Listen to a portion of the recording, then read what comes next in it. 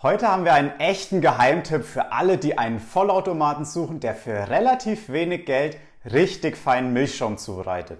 Die Krups Evidence One. Wie gut das Gerät in unserem Test abschneidet, erfahrt ihr jetzt im Video.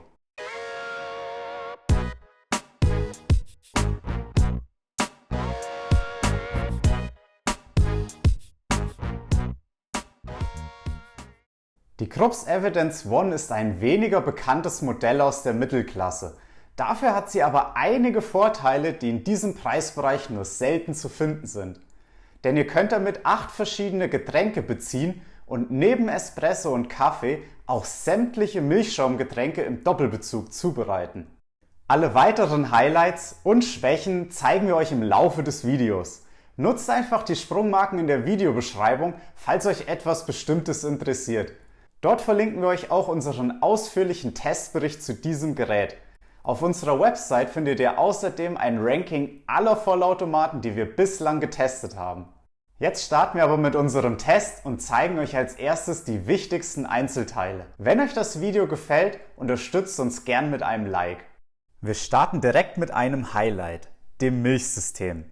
Die Krups Evidence One wird euch mit einem Milchschlauch aus Edelstahl geliefert.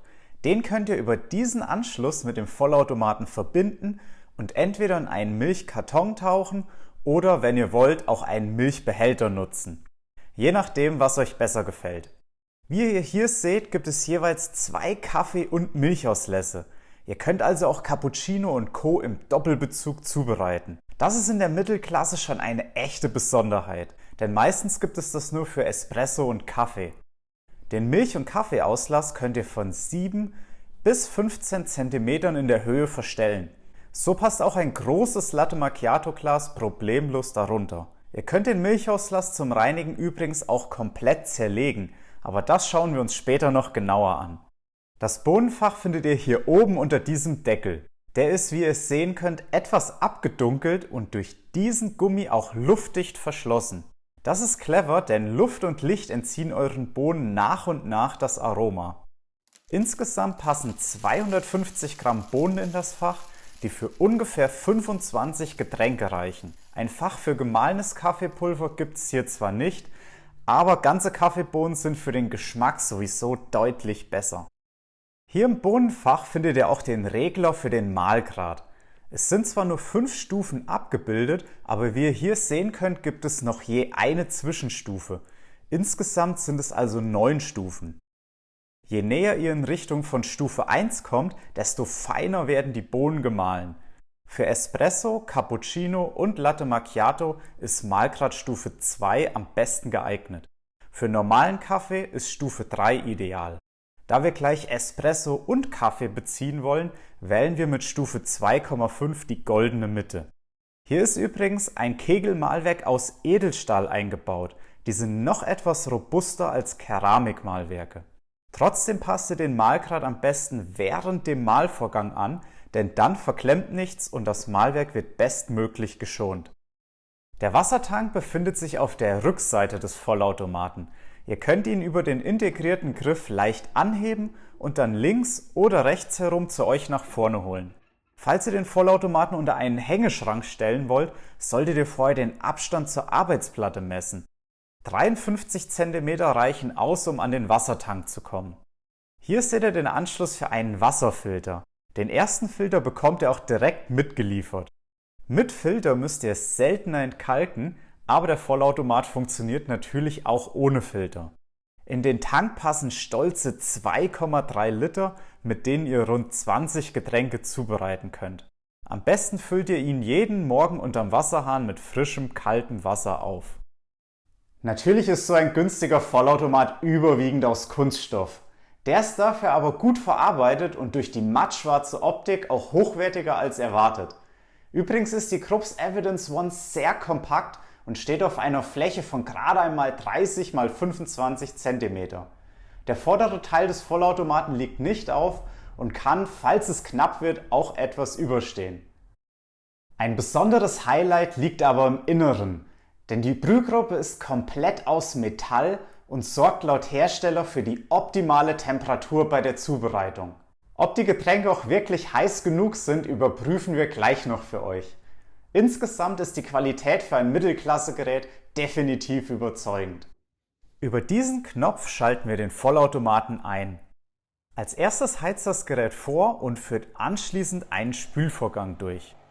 Nach gut einer Minute könnt ihr das erste Getränk beziehen. Das Display ist leicht schräg, damit ihr es auch von oben gut lesen könnt. Hier unten werden euch die Getränke mit Bildern angezeigt. Da habt ihr den Espresso, Long Coffee, also Kaffee, Cappuccino, Latte Macchiato und Kaffee Latte. Hier unter More findet ihr noch weitere Getränke, wie Ristretto, Doppio, also einen doppelten Espresso, Americano, einfach nur Milchschaum, grüner Tee, schwarzer Tee, Kräutertee. Hier habt ihr einfach unterschiedliche Brühtemperaturen. Für Grüntee ist das Wasser nicht ganz so heiß wie für Schwarztee und Kräutertee. Insgesamt gibt es 8 verschiedene Getränke und alles Wichtige ist dabei. Über diese Taste aktiviert ihr den Doppelbezug. Dann werden 2 Tassen gleichzeitig zubereitet. Das ist nicht nur bei Espresso und Kaffee möglich, sondern auch bei allen Milchschaumgetränken. Wie schon gesagt, eine echte Besonderheit im mittleren Preisbereich und sehr praktisch, wenn ihr mal Besuch habt. Wir machen jetzt zuerst einen Espresso. Über die Kaffeebohnen könnt ihr das Aroma in 3 Stufen einstellen. Wollt ihr ein Getränk zubereiten, müsst ihr es einfach nur antippen. Wie ihr seht, beginnt der Automat sofort mit der Zubereitung. Wenn ihr wollt, könnt ihr die Füllmenge auch nochmal anpassen. Das geht beim Espresso in 10 Milliliter Schritten von 30 bis 70 Milliliter. Wir wählen wie immer 40 Milliliter. Insgesamt dauert die Zubereitung rund 40 Sekunden. Dann überprüfen wir direkt die Temperatur und sind hier gespannt, ob die Metallbrühgruppe einen Unterschied macht. Wir messen auf mittlerer Stufe schon 70 Grad, sehr gut. Unser Ziel sind mindestens 67 Grad, die schafft er locker. Wenn ihr wollt, könnt ihr die Brühtemperatur auch auf Maximum stellen. Insgesamt habt ihr 3 Temperaturstufen zur Auswahl. In unserem Test haben wir übrigens alle Getränke auf mittlerer Stufe bezogen. Wie ihr hier schön seht, der Espresso hat eine feine, hellbraune Crema. Er hat eine ordentliche Intensität im Geschmack und ist schön aromatisch. Zugegeben nicht der allerbeste Espresso, den wir bislang hatten, aber doch ein ziemlich guter. In dieser Preisklasse kann er sich auf jeden Fall sehen lassen. Als nächstes möchten wir eine große Tasse Kaffee zubereiten. Dafür aktivieren wir den Doppelbezug, wählen den Long Coffee aus und stellen 90 Milliliter ein. Falls ihr euch jetzt wundert, warum wir den Doppelbezug aktiviert haben, das hat einen guten Grund. Denn dann werden für eine Tasse 2 Kaffeepucks verwendet, wodurch euer Kaffee deutlich aromatischer wird. Die ersten 100 Milliliter sind immer die mit dem intensivsten Geschmack. Daher beziehen wir 2 mal 90 Milliliter statt 1 mal 180. Denn je länger ein Kaffeepuck extrahiert wird, desto bitterer wird er. Gleich werden die Bohnen für den zweiten Puck gemahlen.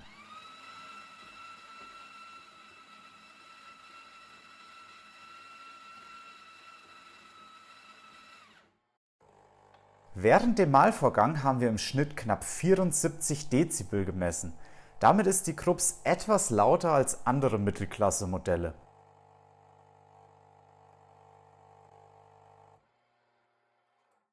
Nach der Zubereitung können wir auf die Favoriten-Taste tippen und den Kaffee mit unseren Einstellungen so speichern. Die Crema sieht auf jeden Fall schon richtig gut aus. Jetzt messen wir aber erstmal die Temperatur.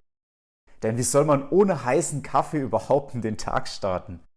Auf mittlerer Stufe messen wir 73 Grad. Das ist definitiv heiß genug. Durch die 2 Kaffeepucks entsteht eine besonders schöne Crema und der Kaffee ist sehr intensiv. Ein echter Wachmacher. Die Haselnussaromen unserer Bohnen sind klar zu schmecken. Insgesamt ist der Kaffee eine runde Sache und sehr zu empfehlen. Eine Alternative zum klassischen Kaffee ist der Americano, ein mit heißem Wasser verlängerter Espresso. Dabei wird nicht das gesamte Wasser durch den Kaffeepuck gepresst, sondern zuerst ein Espresso und anschließend heißes Wasser bezogen. Die Krups Evidence One verwendet für den Americano sogar 2 Kaffeepucks. Das kennen wir bislang von keinem anderen Vollautomaten. Durch die besonders kurze Extraktion der Pucks landen kaum Bitterstoffe in der Tasse. So wird der Americano sehr aromatisch und liegt gleichzeitig nicht schwer im Magen. Jetzt kommen wir zu den Milchschaumgetränken und beginnen mit einem Cappuccino. Zuerst heizt der Vollautomat nochmal kurz vor, damit der Milchschaum auch schön heiß wird.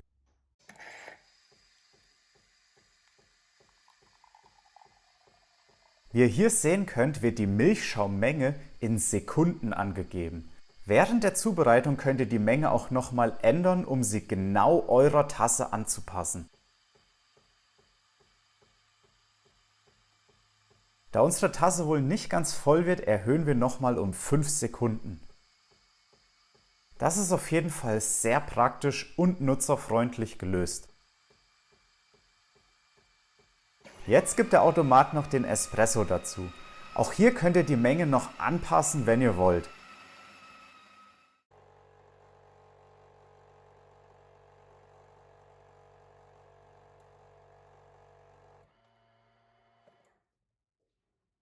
Nach der Zubereitung können wir unsere vorgenommenen Einstellungen mit nur einem Klick als Favorit speichern. Aber jetzt messen wir erstmal die Temperatur. Mit über 70 Grad ist das schon ein ziemlich heißer Cappuccino. In Cafés wird er übrigens mit 67 Grad serviert, also passt das. Der Milchschaum sieht richtig gut aus. Sehr fein und gleichmäßig, leicht cremig. Für einen Mittelklasse-Vollautomaten schon beeindruckend gut. Die Espresso-Aromen könnten minimal stärker durchkommen, aber insgesamt ein wirklich guter Cappuccino.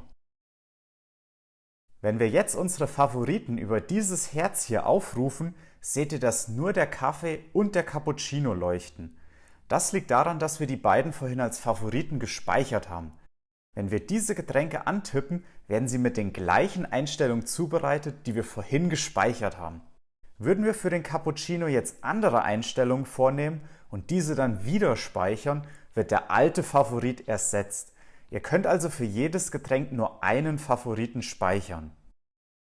Übrigens könnt ihr auch einstellen, ob euch nach dem Einschalten das normale Krups-Menü oder euer Favoritenmenü angezeigt werden soll. So könnt ihr eure Lieblingsgetränke mit individuellen Einstellungen noch schneller beziehen. Kommen wir zum zweiten Milchschaumklassiker, dem Latte Macchiato. Auch hier könnt ihr die Milchschaummenge, genau wie beim Cappuccino, noch während der Zubereitung anpassen. Wir passen sie wieder so an, dass gerade noch Platz für den Espresso ist.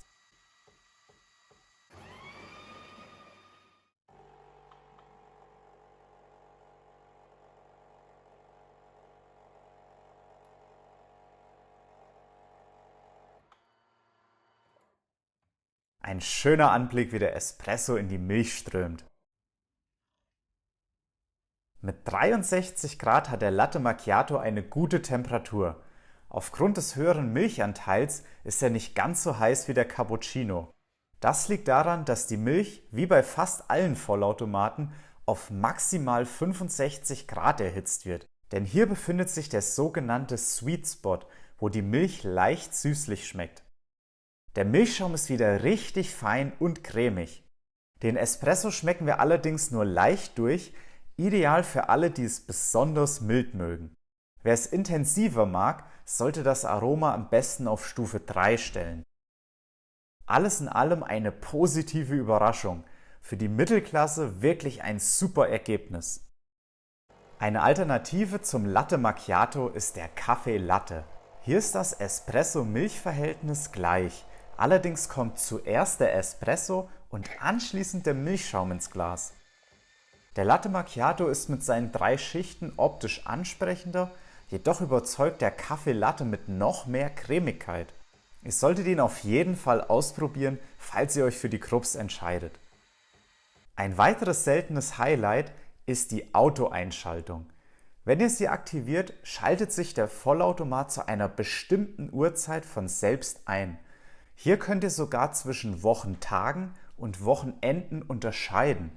So könnt ihr direkt ein Getränk beziehen, wenn ihr in die Küche kommt. Sehr praktisch für alle, die es morgens besonders eilig haben. Jetzt schauen wir mal, wie gut sich der Vollautomat wieder reinigen lässt. Nach dem Milchschaumbezug erinnert euch der Vollautomat daran, das Milchsystem kurz durchzuspülen. Zieht dafür einfach den Milchschlauch ab und startet die Spülung mit heißem Wasser. Am besten stellt ihr noch eine leere Tasse unter, damit nichts daneben spritzt. Den Milchschlauch samt Anschluss sollt ihr laut Anleitung einmal täglich abspülen. Wir empfehlen euch auch gleich den Milchadapter zu reinigen. So stellt ihr sicher, dass alles perfekt sauber ist und ihr dauerhaft guten Milchschaum bekommt. Die 2 Minuten Aufwand sind es definitiv wert. Außerdem sollt ihr alle 2 Wochen die gründliche 5-minütige Milchsystemreinigung starten. Dazu löst ihr ein spezielles Krups Reinigungsmittel in 250 ml Wasser auf. Wir haben das Ganze schon mal vorbereitet und stellen jetzt noch eine große Schüssel unter. Dann stecken wir den Schlauch in das Reinigungsmittel und starten das Programm. Jetzt wird das Milchsystem gründlich mit heißem Wasser gereinigt. Es geht fast alles automatisch und der Aufwand ist sehr gering. Wenn die Abtropfschale voll ist, zieht ihr sie einfach nach vorne heraus und schüttet das Spülwasser weg. Hier neben in diesem Behälter landen die Kaffeepucks nach dem Bezug. Wie ihr seht, sind sie sauber gepresst und relativ trocken. Die Brühgruppe leistet also gute Arbeit. Die Pucks gebt ihr am besten in den Biomüll. Abtropfschale und Kaffeesatzbehälter solltet ihr spätestens alle 3 Tage abspülen. In die Spülmaschine dürfen sie leider nicht. Da die Brühgruppe bei diesem Gerät fest verbaut ist, gibt es ein automatisches Reinigungsprogramm, um Öl- und Kaffeereste zu entfernen. Dazu werft ihr eine dieser Krups Reinigungstabletten in dieses kleine Fach hier. Anschließend startet ihr einfach das 13-minütige Reinigungsprogramm und das war's dann auch schon. Jetzt sind wir schon fast am Ende unseres Tests angekommen. Wir fassen euch die Vor- und Nachteile nochmal kurz zusammen. Mit der Krups Evidence One könnt ihr 8 verschiedene Getränke auf Knopfdruck zubereiten. Neben den Klassikern Cappuccino und Latte Macchiato habt ihr auch den Kaffee Latte mit an Bord. Besonders begeistert waren wir vom Milchschaum. Er ist sehr fein und cremig. So gut haben wir den bislang bei keinem anderen Vollautomaten der Mittelklasse gesehen. Allerdings könnten die Espresso-Aromen bei Cappuccino und Co. noch ein wenig besser zur Geltung kommen. Wenn ihr es also etwas intensiver mögt, solltet ihr das Aroma auf Stufe 3 stellen. Außerdem konnte der Espresso geschmacklich überzeugen. Er hat in unserem Test eine dichte, hellbraune Crema. Der Kaffee und besonders der Americano überzeugten mit viel Aroma und wenigen Bitterstoffen. Wer heißen Kaffee mag, wird von der Krups Evidence One nicht enttäuscht. Alle Getränke hatten in unserem Test die optimale Temperatur und das bereits auf mittlerer Stufe. Das Gerät bedient ihr über das leicht schräge Touch-Display. Das Display ist sehr übersichtlich gehalten und auf das Wichtigste begrenzt. Die Kaffeestärke könnt ihr in 3 Stufen einstellen. Hier hätten wir uns noch ein paar Stufen mehr gewünscht. Dafür könnt ihr den Mahlgrad in 9 Stufen einstellen. Den Doppelbezug könnt ihr nicht nur bei Espresso und Kaffee, sondern auch bei allen Milchschaumgetränken aktivieren. Das ist schon eine echte Besonderheit im mittleren Preisbereich. Bei jedem Getränk könnt ihr auch noch während der Zubereitung die Espresso- bzw. Kaffeemenge anpassen, wenn ihr wollt. Und auch die Milchschaummenge lässt sich noch während der Zubereitung variieren, damit ihr Cappuccino und Co. optimal eurer Tasse anpassen könnt. Jedes Getränk lässt sich außerdem einmal als Favorit speichern und dann über das Favoritenmenü mit nur einem Klick beziehen. Außerdem könnt ihr einstellen, wann sich das Gerät einschalten soll. So könnt ihr morgens sofort ein Getränk beziehen. Die Evidence One punktet weiterhin mit ihrer kompakten Größe und benötigt daher nur wenig Platz in der Küche. Der Wassertank befindet sich zwar auf der Rückseite, kann aber zum Befüllen einfach entnommen werden. Er fasst stolze 2,3 Liter. Den Milchschlauch aus robustem Edelstahl taucht ihr einfach in euren Milchkarton. Da es hier keinen Milchbehälter gibt, spart ihr euch zusätzlichen Abwasch. Ihr könnt aber auch einen Milchbehälter verwenden. Mit dem isolierten Siemens Milchtank klappt es zum Beispiel wunderbar. Zwar bestehen Vollautomaten dieser Preisklasse überwiegend aus Kunststoff, dennoch wirkt das matte Schwarz hochwertiger als Hochglanzmodelle anderer Hersteller. Dafür ist das wichtigste Teil, die Brühgruppe, komplett aus Metall. Und auch das Kegelmahlwerk ist aus robustem Edelstahl gefertigt. Mit 74 Dezibel ist es allerdings etwas lauter als andere Modelle, was auch an der sehr kompakten Bauweise liegt. Der Vollautomat bietet automatische Reinigungsprogramme, die euch die Reinigung erleichtern. Das ist vor allem auch für die Brühgruppe wichtig, denn die ist bei diesem Gerät fest verbaut. Außerdem könnt ihr eine gründliche Milchsystemreinigung starten und auch den Milchadapter komplett zerlegen. Bei allen Reinigungsprogrammen bekommt ihr klare Anweisungen, die im Display erscheinen. Obwohl die Einzelteile nicht in die Spülmaschine dürfen, ist der Aufwand insgesamt relativ überschaubar. Die Krups Evidence One glänzt mit ein paar Highlights, die in der Mittelklasse nur selten zu finden sind und bietet euch daher ein super Preis-Leistungs-Verhältnis. Insgesamt ein gelungener Vollautomat, den wir definitiv empfehlen können. Das war unser Test der Krups Evidence One. Wir verlinken euch genau dieses Modell in der Videobeschreibung. Dort findet ihr auch einen Link zum ausführlichen Testbericht und zum Ranking aller Modelle, die wir bis jetzt getestet haben. Wenn euch das Video gefallen hat, klickt jetzt den Like-Button und abonniert unseren Kanal, damit ihr keine Videos mehr verpasst. Schreibt uns auch gerne einen Kommentar mit eurer Meinung zu diesem Modell hier oder macht uns einen Vorschlag, welchen Vollautomaten wir noch testen sollen. Bis zum nächsten Mal, euer Patrick von den Coffee Tasters.